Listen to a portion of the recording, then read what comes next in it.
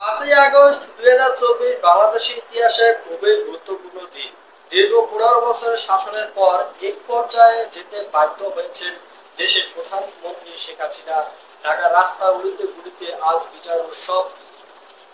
লোকে মুখে একটাই কথা, আমরা স্বাধীন। শুরু কি তাই?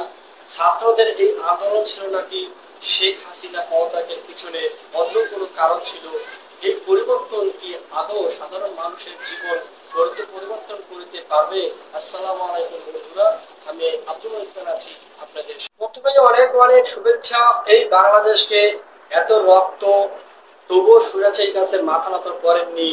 আর একটা সাহসী পদক্ষেপ ছিল। কিন্তু আমার দেশ কি সোনার দেশ গড়ার স্বপ্ন পূরণ করতে পারবে? আছে এই ভিডিও সেই বিষয় নিয়ে দেখুন, অনেক কিছু জানার আছে। বাংলাদেশের বর্তমান পরিস্থিতিতে সবচেয়ে বেশি প্রভাব পড়েছিল ছাত্র সাহিত্যের এই কোটা সংস্কার আন্দোলন। সরকারি চাকরিতে মুক্তিযোদ্ধা 30% কোটার বিরুদ্ধে আন্দোলন শুরু করেছিল 2018 সাল থেকে। সেই সময় হাসিনা সরকারের আন্দোলন চাপে পড়ে শুধু মাত্র মুক্তিযোদ্ধার কোটা না, বরং সব কোটা বাতিল করেন।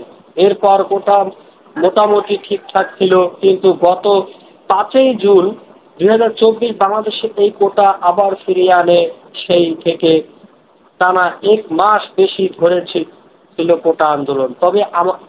তবে আন্দোলনের কিছুটা সাধারণ ছিল যে মুক্তিযোদ্ধা কোটা সংস্কার করিতে হবে। মুক্তিযোদ্ধা কোটা বা মুক্তিযোদ্ধারা না, চাকরি করেছে তাদের নাতি নাতিরা।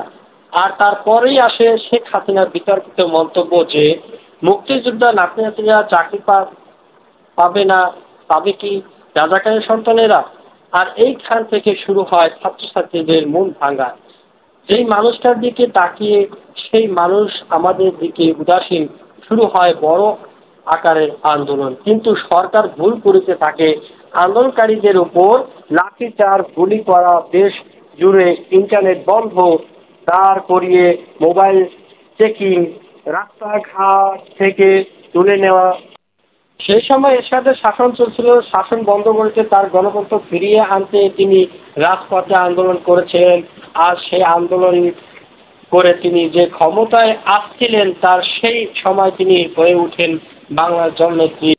1996 সালে তিনি প্রথমবার বাংলাদেশে ভোটে জিতে তিনি প্রথমবার বাংলা প্রধানমন্ত্রী হন। সেই সময় দুটো কারণে, তার মধ্যে একটা ভারতের সাথে পানি নিয়ে চুক্তি, পাশাপাশি অনেক দুর্নীতিও। তার দুর্নীতির সাথে তিনি নিজেই জড়িয়ে। এতটাই দুর্নীতি হয়েছে যে আপনারা মনে আছে যে এই বছরের ঈদে এনবিআর কর্মকর্তার ছেলে 15 লাখ টাকার একটা খাসি কিনে পরে জানা যায় ওই কর্মকর্তার কাছে ছিল কোটি কোটি টাকা। এটা আমি একটিমাত্র একজনের কথা বললাম।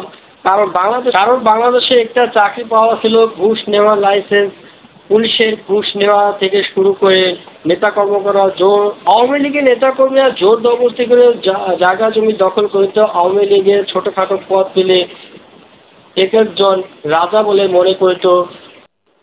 প্রতিবারের মতো এবার তার লাঠি আর পুলিশ দিয়ে আন্দোলন সামাল দেবে, কিন্তু তা হয়েছে তার উল্টা। ছাত্রদের পাশে বাকি রাজনৈতিক দলগুলি এসে সাধারণ জনগণ, সেটা ছাত্রদের আন্দোলন ছিল, সেটা হয়ে যায় গণ আন্দোলন। এরপর সামনে আসে রাখা হয় এক দফা দাবি। শেষ পর্যন্ত 5ই আগস্ট 2024 দেশে ছাড়তে বাধ্য হয় শেখ হাসিনা।